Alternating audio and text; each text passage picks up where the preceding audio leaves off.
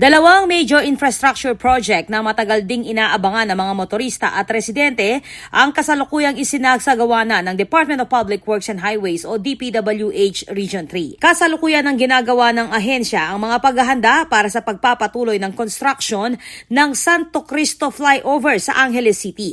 Ayon sa ahensya, magsisilbi itong alternatibong ruta upang makatulong sa pagpapagaan ng daloy ng trapiko sa MacArthur Highway.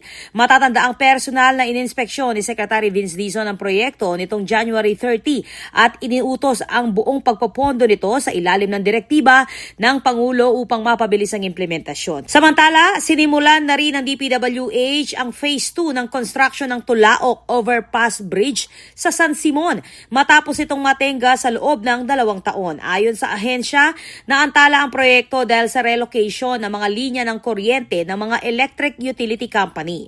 Iniutos ni PBBM ang agarang pagkumpleto ng overpass upang mabawasan ang abala sa mga residente at motorista. Target ng DPWH na matapos ang Tulaok Overpass Bridge ngayong taon. Ako po, Patricia Mamangon para King News Force Pampanga Balitang Tutu. King Balen Susuyo.